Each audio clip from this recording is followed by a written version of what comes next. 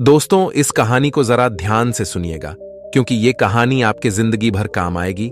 नमस्कार दोस्तों, बोधि think spy YouTube channel में आपका दिल से स्वागत है। बहुत समय पहले की बात है। एक छोटा सा नगर था। उस नगर में एक बहुत ही धनी सेठ रहा करता था। उस धनवान सेठ के पास कहने को सब कुछ था, किसी चीज की कोई कमी नहीं थी। उस धनवान सेठ ने अपने जीवन में बहुत बड़े बड़े मुकाम हासिल किए थे। उसने अपने जीवन में कई सफलताएं प्राप्त की थी। वह जिस नगर में भी व्यापार करने जाता, वहां पर भी उसे सफलता मिलना निश्चित था। वह अपने जीवन में कभी भी हारा नहीं था। उसका व्यापार भी खूब जोरों शोरों से चल रहा था।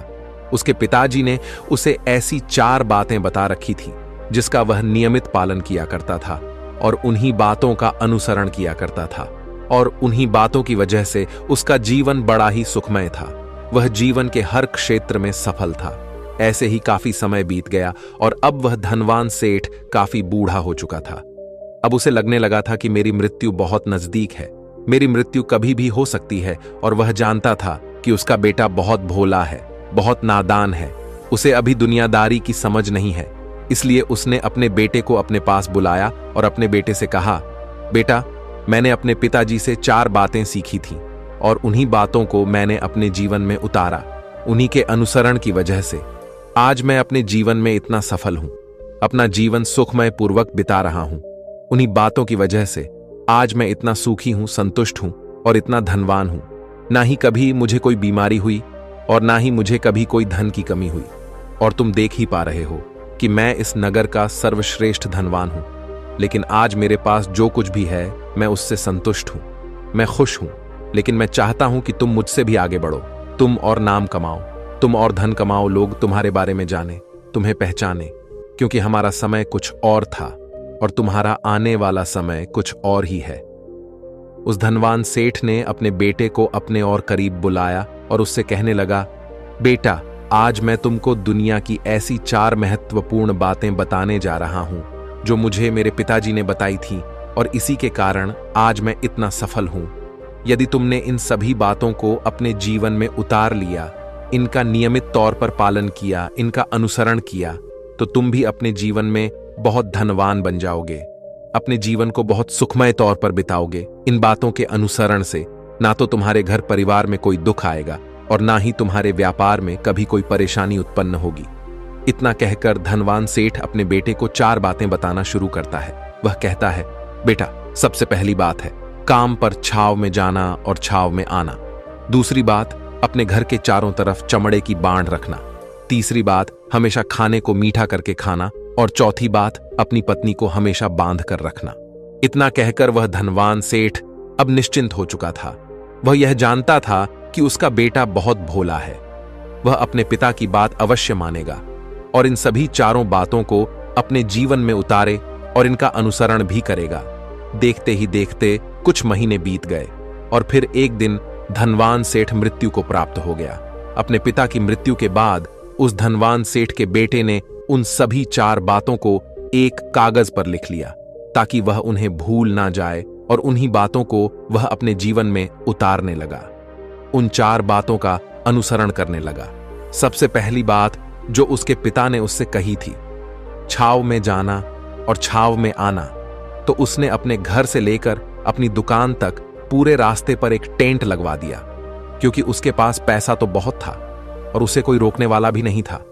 जब भी कोई उससे पूछता कि आखिर तुमने ऐसा क्यों किया, तो वह उसके जवाब में बस इतना ही कहता कि मेरे पिताजी ने मुझसे ऐसा ही करने को कहा है। इसके बाद उसने अपने पिता की अगली बात का अनुसरण किया। उसने अपने घर के दोनों तरफ चमड़े की एक दीवार खड़ी करवा दी। इसे देखकर आसपास के लोग बहुत क्रोधित हो गए। वे लोग उससे झगड़ा करने पर भी उतर आए। कई लोगों ने तो यह तक कह डाला कि आखिर तुमने ऐसा क्यों किया, चमड़े की बाड़ तुमने क्यों खड़ी करवा दी, चमड़े से बहुत बदबू आती है और इससे हमें तकलीफ होती है, इसे आज ही निकलवा दो। लेकिन कोई उसका कुछ भी ना बिगाड़ सका क्योंकि उसके पास बहुत पैसा था। इसलिए कोई भी व्यक्ति उसका ज्यादा समय तक विरोध ना कर सका और उसने भी मन बना लिया था कि वह अपने पिता की सभी बातों को पूरे दिल से मानेगा। उसके पिता ने उसे तीसरी बात कही थी, खाने को मीठा करके खाना, जिस कारण वह अपनी पत्नी से हर रोज खाने में कुछ मीठा ही बनवा आता था। कभी सेवियांज, कभी हलवा तो कभी मिठाइयां। हमेशा यही सब खाता रहता। और उसके पिता ने उसे चौथी बात कही थी, अपनी पत्नी को हमेशा बांध कर रखना, जिस कारण वह हर रोज अपनी पत्नी को रस्सी से बांध कर रखता था। ऐसे ही कई दिन बीत गए और देखते ही देखते अब वह सेठ के बेटे का जीवन धीरे धीरे बर्बाद होने लगा था, क्योंकि उसने अपने पिता की सभी बातों का गलत मतलब निकाला था और वह उसी के अनुसार उनका पालन कर रहा था। देखते देखते उसका उतना बड़ा व्यापार अब ठप होने लगा था। उसके यहां पर ग्राहकों की संख्या कम होने लगी थी, क्योंकि जब उसका मन करता तब वह दुकान जाया करता और जब उसका मन करता तो वह दुकान से वापस घर लौट आता। उसका अपने पिताजी के इस कारोबार में मन नहीं लगता था। इस कारण उसके सारे ग्राहक अब उससे नाराज होने लगे थे। उसके सारे ग्राहक अब एक एक करके उस दुकान को छोड़ते चले जा रहे थे। इस तरह उसका पूरा व्यापार अब ठप हो चुका था। जिस व्यापार को खड़ा करने में उसके पिताजी ने खून पसीना एक कर दिया था, उस व्यापार को उसने कुछ ही महीनों में पूरी तरह से बर्बाद कर दिया था। अब उसका धंधा बहुत कम हो चुका था, जिस कारण वह बहुत परेशान रहता था, वह बहुत चिंतित रहता था। और इसके साथ ही उसने अपने घर के चारों तरफ चमड़े की दीवार खड़ी करवाई थी। उस कारण आसपास पर बहुत गंदी बदबू फैल चुकी थी। इसलिए जो भी उसके आसपास रहते थे उन सभी ने वह घर छोड़कर कहीं और पर अपना बसेरा बसा लिया। चमड़े की बदबू के कारण अब उसके घर में भी कोई नहीं आता था। यहां तक कि उसके मित्र और रिश्तेदार भी उस घर में आने से कतराते थे। लेकिन अब भी उसे समझ नहीं आ रहा था कि आखिर यह सब हो क्यों रहा है। वह बहुत परेशान रहने लगा था और वह हमेशा मीठा भोजन किया करता था, जिस कारण उसका वजन बहुत ज्यादा बढ़ चुका था। और इस मोटापे के कारण उसके शरीर में ना जाने कितनी सारी बीमारियों ने अपना घर बना लिया था। आए दिन उसके घर पर वेद आने लगे थे। इन्हीं कारणों से अब उसका पैसा भी इन चीजों में बर्बाद होने लगा था। और अपने पिता की चौथी बात उसने मानी थी, वह थी अपनी पत्नी को बांध कर रखता, जिसकी वजह से उसकी पत्नी उससे नाराज हो गई और वह घर छोड़कर अपने मायके लौट गई। उसने अपनी पत्नी को मनाने की कोशिश की, तरह तरह के उपाय किए, लेकिन उसकी पत्नी नहीं मानी। और वैसे भी कोई भी स्त्री ऐसे मर्द के साथ क्यों रहना चाहेगी जो उसे बेवजह ही बेबात पर बांध कर रखता हो। देखते देखते अब वह सेठ के बेटे का पूरा जीवन बर्बाद हो चुका था। ना तो अब उसके पास व्यापार बचा था, ना ही धन, ना ही उसकी पत्नी और ना ही वह रिश्तेदार जो पैसों के लिए उसके आसपास घूमा करते थे। और तो और अब उसका स्वास्थ्य भी ठीक नहीं रहता था, जिस कारण वह बहुत चिंतित रहने लगा था, बहुत परेशान रहने लगा था। उसे यह सब समझ ही नहीं आ रहा था, क्या हो रहा है और क्यों हो रहा है। इन सभी बातों को लेकर तो बहुत परेशान रहता और वह मन ही मन अपने पिताजी को कोसा करता और कहता, पिताजी, आपने तो मेरा पूरा जीवन बर्बाद कर दिया। आपकी उन 4 बातों के कारण आज मुझसे मेरा सब कुछ छिन चुका है।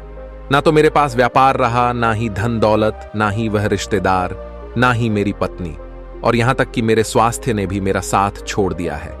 आप ही के कारण आज मेरा पूरा जीवन बर्बाद हो चुका है। यदि मैंने आपकी वह 4 बातें ना मानी होती, यदि मैंने उन्हें अपने जीवन में ना उतारा होता, तो आज मैं एक सुखमय जीवन जी रहा होता। आपकी इन 4 बातों पर चलकर मुझे क्या मिला? मैंने एक आज्ञाकारी बेटे की तरह आपकी सारी बातें भली भांति मानी, उन पर यकीन किया, उनका अनुसरण किया। लेकिन मैं ही मूर्ख था जो मैंने आपकी उन बातों पर आंख बंद करके यकीन कर लिया। इतना कहकर वह फूट फूट कर रोने लगा। तभी उसे एक दिन पता चला कि उसके पास के नगर में एक साधु आए हुए हैं और वह साधु सभी की समस्याओं का हल बताते हैं। चाहे कैसी भी समस्या हो, वह उसका निवारण अवश्य करते हैं। यह सुनकर उसने सोचा कि चलो एक बार मिलकर देखता हूं, हो सकता है कि मेरी भी समस्या का समाधान मुझे मिल जाए। इस आशा के साथ वह उन साधु के पास पहुंचा। वहां पहुंचकर सीधा उनके चरणों में जा गिरा और जोर जोर से रोने लगा। वह कहने लगा, हे गुरुवर, अब आप ही मुझे बचा सकते हैं। मेरे पिताजी ने तो मेरा पूरा जीवन बर्बाद करके रख दिया। आज मेरी जो भी स्थिति है वह सब मेरे पिताजी के कारण ही है। मेरे पिताजी ने मुझे जैसा कहा मैंने वैसा ही किया। हमेशा एक अच्छे बेटे की तरह उनकी सारी बातें मानी, अपने सारे फर्ज निभाए। और देखिए मेरे पिताजी ने मेरे साथ क्या किया। मरते मरते भी वह मुझे गलत बात सिखा गए और उसका खामियाजा मुझे आज भुगतना पड़ रहा है, क्योंकि मैंने उनकी सभी बातों को अपने जीवन में उतारा, उनका अनुसरण किया। और देखिए आज मेरे साथ क्या हो गया। मेरा तो पूरा जीवन ही बर्बाद हो गया। मैं अब तक यह नहीं समझ पाया कि मेरे पिताजी ने मेरे साथ ऐसा क्यों किया। क्या मैंने उनके साथ कुछ गलत किया था? इतना कहकर वह उन साधु के सामने और भी जोर जोर से रोने लगा। तभी वह साधु महाराज उस सेठ के बेटे से कहते हैं, बेटा चुप हो जाओ, पहले मुझे अपनी सारी बात तो बताओ। आखिर तुम्हारे साथ क्या हुआ है? तुम इस तरह से क्यों रो रहे हो? तुम्हारी इस परेशानी का क्या कारण है? उन साधु के इतना कहने पर उस सेठ के बेटे ने पर्ची उन साधु के हाथ में रख दी जो उसने अपने पिता की मृत्यु के बाद लिख रखी थी, जिसमें उसने अपने पिता की चारों बातें लिखी थीं।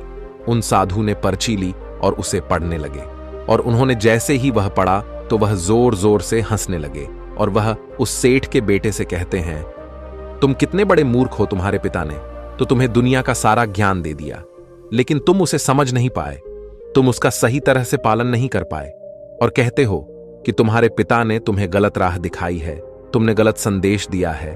तुम्हारे पिताजी तो तुम्हारी परीक्षा ले रहे थे कि तुम उनकी बातों को समझ पाते हो या नहीं, तुम उनकी बातों का सही मतलब निकाल पाते हो या नहीं। यदि वह चाहते तो इसका मतलब तुम्हें अच्छी तरह से बता सकते थे, लेकिन वह चाहते थे कि तुम इन बातों का मतलब खुद से जानो, खुद से समझो कि इन बातों का क्या अर्थ है। लेकिन अब तो ऐसा प्रतीत होता है कि मानो तुम्हारी बुद्धि बिल्कुल भ्रष्ट हो चुकी है। तुमसे बड़ा मूर्ख मैंने आज तक नहीं देखा। जिसके पास दुनिया का इतना बड़ा ज्ञान हो, वह भला इतनी बड़ी मूर्खता कैसे कर सकता है? तुम्हारे पास कोई ज्ञान नहीं है, तुमने कोई भी ज्ञान अर्जित ही नहीं किया। अगर तुम इन बातों का सही मतलब समझ चुके होते तो तुम भी अपने जीवन में अपने पिता की तरह ही सफल होते, खुश होते, और तुम्हारा जीवन सुखमय तरह से बीत रहा होता। लेकिन तुम इतने बड़े मूर्ख हो कि तुमने अपने पिता की बातों का गलत मतलब निकाल लिया। उन बातों के मतलब के बारे में तुमने सोचा तक नहीं। उन्होंने जैसा कहा तुमने वैसा करना शुरू कर दिया।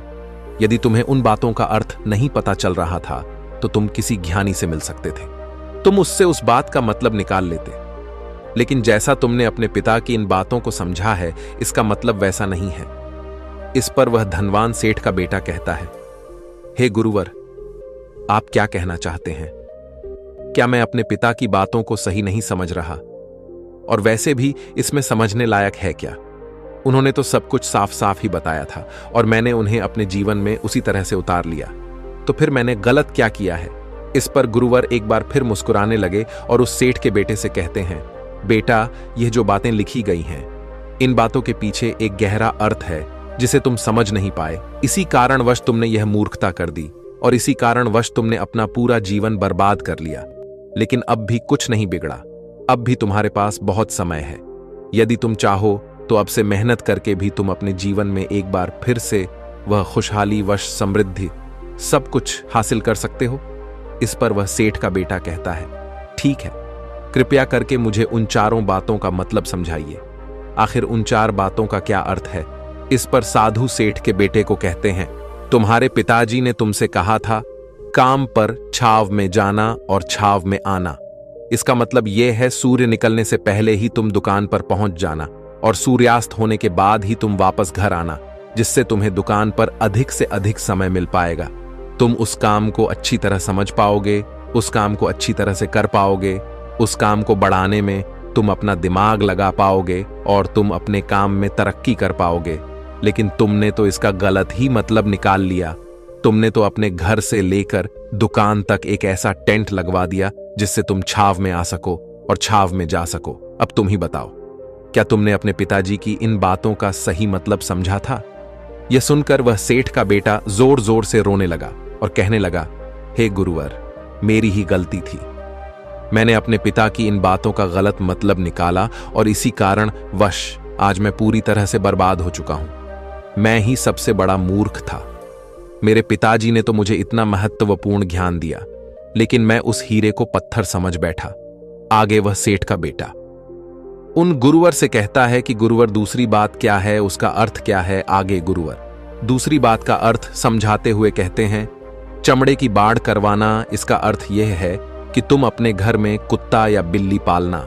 जब तुम अपने घर में कुत्ता बिल्ली पाल लोगे तो यह तुम्हारे घर की चारों ओर से रक्षा करेगा, जिससे तुम्हारी धन दौलत पूरी तरह से सुरक्षित रहेगी और तुम बेफिक्र होकर दुकान पर मन लगा सकोगे। बेफिक्र होकर दुकान के कामों को समझ सकोगे और तरक्की कर पाओगे। और तो और तुम्हारे मन में कभी यह भी डर नहीं होगा कि कहीं कोई चोर आकर मेरी संपत्ति न चुरा ले। चमड़े की बाढ़ करवाने का असली मतलब यह है, लेकिन तुमने तो चमड़े की बाढ़ करवाने का मतलब कुछ और ही निकाल दिया। तुमने तो अपने घर की 2 दीवारों को ही चमड़े से पूरी तरह से भरवा दिया, जिस कारण आसपास गंदी बदबू फैल गई। तुम्हारे आसपास के पड़ोसी भी अपना घर छोड़कर कहीं और चले गए। यहां तक कि तुम्हारे मित्र, तुम्हारे सगे संबंधी भी उस बदबू के कारण तुम्हारे घर पर आने से कतराने लगे। और अब हालत यह हो चुकी है कि ना तो तुम्हारे घर पर कोई आता है और ना ही कोई जाता है। और इसी कारणवश लोग तुम्हें नापसंद करने लगे। और तुम्हारी बर्बादी का यह भी कारण है। आगे सेठ का बेटा कहता है, हे गुरुवर, यह सब तो ठीक है, लेकिन यह खाने को मीठा करके खाना, इसका क्या मैंने इसका भी अर्थ गलत निकाला है क्या? मैंने तो अपने पिता की बातों के कहे अनुसार ही हर रोज मीठा खाया और आज देखिए मेरा शरीर कितना वजनदार हो चुका है, जिस कारण मुझे अनेक प्रकार की बीमारियों ने घेर रखा है। क्या मैं इस बात को भी गलत समझ रहा था? इस पर वह साधु उस सेठ के बेटे से कहते हैं, हाँ, तुमने इस बात का भी गलत मतलब ही निकाला है। मीठा करके खाने का अर्थ यह है कि जब भी तुम्हें भूख तेजी से लगे तभी तुम्हें भोजन करना है, ना उसके पहले और ना उसके बाद। अन्यथा यदि तुम्हें भूख ना लगी होगी और तुम्हें भोजन मिल जाए तो तुम उस भोजन की कभी कदर नहीं करोगे। वह रोटी तुम्हें कभी मीठी नहीं लगेगी, फिर चाहे वह भोजन कितना भी स्वादिष्ट क्यों ना हो, चाहे भोजन कितना भी लाजवाब क्यों ना हो, तुम उसकी कदर कभी नहीं कर पाओगे, तुम उसका सम्मान कभी नहीं कर पाओगे। किंतु जब एक व्यक्ति को जोरों की भूख लगी होती है तो उसके सामने यदि तुम सूखी रोटी भी रख दो तो भी वह उसके लिए किसी पंचमेल से कम नहीं है। वह उसे प्रेम पूर्वक खाता है, उसका आदर करता है, उसका सम्मान करता है, और वह रोटी उसे मीठी लगती है। इसीलिए तुम्हारे पिताजी ने यह कहा था कि भोजन मीठा करके खाना, जिससे तुम्हारा स्वास्थ्य भी अच्छा रहेगा। क्योंकि जब एक व्यक्ति को भूख लगी होती है और उस समय पर जब वह भोजन करता है तो वह उसके लिए एक अमृत समान होता है, और वहीं पर जब किसी व्यक्ति को भूख ना लगी हो और ऐसे समय पर वह भोजन करता है तो वह उसके लिए विष समान है, वह उसे बहुत नुकसान पहुंचा सकता है। लेकिन तुमने तो इसका भी गलत मतलब निकाला था। तुम हर रोज मीठा खाने लगे, जिस कारण तुम्हारा वजन बढ़ने लगा, और इसी कारणवश तुम्हारे शरीर में अनेक रोग ने अपना घर बना लिया और यह तुम्हें मृत्यु के करीब ले जा रहा था।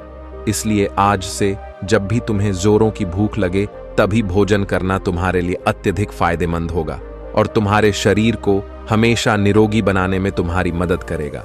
और जब भी तब भोजन की आवश्यकता ना हो, तुम्हें भूख ना लगी हो, ऐसे समय पर भोजन कभी ना करना। यह तुम्हारे लिए बहुत नुकसानदायक साबित होगा। और यही तुम्हारी तीसरी गलती थी, जिस कारण तुम्हारा पूरा जीवन बर्बाद हो रहा था। आगे सेठ का बेटा कहता है, चौथी बात तो बिल्कुल साफ लिखी गई है, अपनी पत्नी को हमेशा बांध कर रखना। तो इसका अर्थ भी कुछ और है क्या? मैंने इसका भी गलत मतलब निकाला है। इस पर साधु कहते हैं, हाँ बेटा, अपनी पत्नी को बांध कर रखने का अर्थ यह नहीं है कि तुम रोज रस्सी से बांध कर रखो, बल्कि इसका अर्थ तो यह है कि जब भी तुम दोनों के बीच में कोई आपसी मतभेद हो जाए, कुछ नोक झोंक हो जाए, तो तुम अपनी पत्नी पर हाथ मत छोड़ना। जब तक एक स्त्री का पति उसके साथ रिश्ते में बंधा होता है तो वह अपने रिश्तों में बंध जाती है और वह अपने रिश्ते को पूर्ण तरीके से निभाने का हर मुमकिन प्रयास करती है। और ऐसे समय पर यदि तुम्हारे बीच कुछ नोक-झोंक हो जाए, कुछ गलतियां हो जाएं, और ऐसे समय पर तुम उस स्त्री का हाथ नहीं छोड़ते तो वह तुम्हें छोड़कर कभी नहीं जाएगी। लेकिन इसका अर्थ यह भी नहीं है कि तुम अपनी पत्नी पर अत्याचार करो, बल्कि तुम्हारे पिताजी यहां पर कहना चाहते थे कि जो भी कोई व्यक्ति तुम्हारे साथ किसी रिश्ते में जुड़ा हुआ है, उसे अपने रिश्ते में इस तरीके से बांध लो कि वह तुम्हारे साथ झगड़े और नोक-झोंक के बाद भी नुकसान न पहुंचा सके, वह तुम्हारे साथ कुछ गलत ना कर सके और तुम्हारा फायदा ना उठा सके। अपने रिश्तों को हमेशा बांध कर रखना, उन्हें खुला मत छोड़ना, अन्यथा वह तुम्हारे हाथ से फिसल जाएंगे। और हम में से अधिकांश लोग अपने जीवन में यही गलतियां करते हैं और अपने नए रिश्तों को कभी समय नहीं देते, जिस कारण उनका रिश्ता उतना मजबूत नहीं हो पाता और इसी कारणवश वह अपने रिश्ते से हाथ धो बैठते हैं। और यही गलती तुमने भी की। तुमने तो अपनी पत्नी को बांध कर रखा था, तो भला वह तुम्हें कैसे माफ कर सकती है? और यही कारण है कि वह तुम्हें छोड़कर चली गई। तुमने जो अपनी पत्नी के साथ किया वह माफी के लायक नहीं है। लेकिन तुम्हें अपनी पत्नी से माफी मांगनी चाहिए, क्योंकि तुमने गलत किया है। इसलिए जाओ और अपनी पत्नी से माफी मांगो, उसे वापस घर लाओ। और यही वह 4 बातें थीं जो तुम्हें तुम्हारे पिता ने समझाने का प्रयास किया था। लेकिन तुमने इन सभी बातों का गलत मतलब निकाला और इसी कारणवश तुम पूरी तरह से बर्बाद हो गए। किंतु अभी भी तुम्हारे पास बहुत समय है।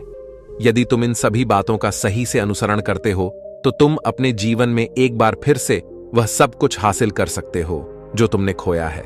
ये सारी बातें हमारे जीवन की पूरी परेशानियों का समाधान है। तुम किसी भी तरह से इनको देख सकते हो। यदि तुम कामयाब होना चाहते हो तो तुम्हें मेहनत करनी ही होगी।